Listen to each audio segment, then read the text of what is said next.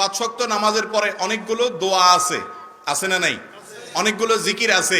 এই মজলিসে যত মানুষ আছেন, যে সবগুলো দোয়া জিকির জানেন, প্রায় 10-12টা দোয়া বিভিন্ন হাদিস থেকে দোয়া এবং জিকির বর্ণিত আছে, এই দোয়া জিকিরগুলো সবগুলা মুখস্থ আছে, এরকম যারা আছেন তারা একটু হাত তোলেন। পাঁচ ওয়াক্ত নামাজের পরে যত দোয়া জিকির নবী করিম সাল্লাল্লাহু আলাইহি সাল্লাম বলতেন, পড়তেন, এগুলোর সবগুলা মুখস্থ যারা আছে হাত তোলেন। শোনানো লাগতে পারে, কিন্তু হাত তুললে শুধু হবে না। এবার হাত একটা নামছে, আরো একটা দুটা নামছে, দেখা যায়। ঠিক আছে, আলহামদুলিল্লাহ, 4-5টা হাত উঠছে, আলহামদুলিল্লাহ। আচ্ছা, নামাজ তো আপনারা গত বছর থেকে পড়া ধরছেন সবাই, তাই না? তার আগের বছর থেকে 5 বছর ধরে, মাশাআল্লাহ। তার মানে বুঝজ্ঞান হয়েছে থেকেই, বরং বুঝজ্ঞান হওয়ার আগে থেকেও অনেকে নামাজ পড়া শুরু করছেন, আলহামদুলিল্লাহ।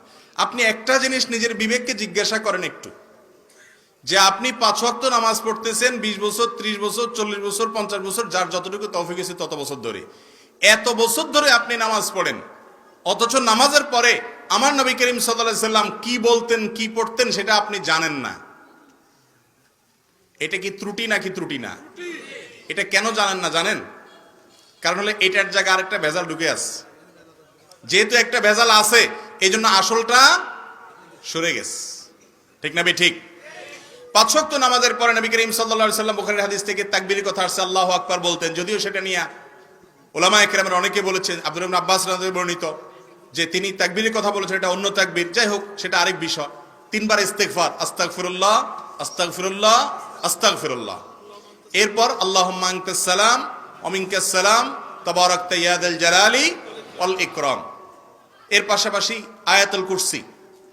5 ওয়াক্ত নামাজের পরে কি পড়া? আয়াতুল কুরসি পড়া। এরপর 3 কুল, সূরা ইখলাস, কুল হুয়াল্লাহ, সূরা ফালাক, সূরা নাস। কয়বার করে? আন্দাজে মেরে দিবেন, একবার করে। 3 বার হলো সকাল সন্ধ্যা। আর 5 ওয়াক্ত নামাজের পরে কয়বার? একবার করে। এরপরে আসেন আল্লাহুম্মা আইন্নি আলা যিকরিকা ওয়া শুকরিকা ওয়া হুসনি ইবাদাতিক, একবার। লা ইলাহা ইল্লাল্লাহু ওয়াহদাহু লা শারীকা লাহু লাহুল মুলকু ওয়া লাহুল হামদু আলা কুল্লি শাইইন কাদির, একবার। লা ইলাহা ইল্লাল্লাহু মুখলিসিনা লাহুদ-দ্বীন ওয়ালাউ কারিহাল কাফিরুন, একবার।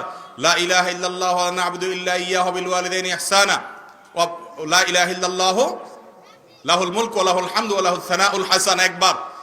এইভাবে এই সব দোয়াগুলো 33 বার সুবহানাল্লাহ, 33 বার আলহামদুলিল্লাহ, 34 বার আল্লাহু আকবার। কোন বর্ণনা আছে 33 বার আল্লাহু আকবার, 34তম বার লা ইলাহা ইল্লাল্লাহু ওয়াহদাহু লা শারীকা লাহু। এটা দুইটাই হাদিসে সাবিত আছে। তো এই যে আমলগুলো, এগুলো 5 ওয়াক্ত নামাজের পরে করা সুন্নাত।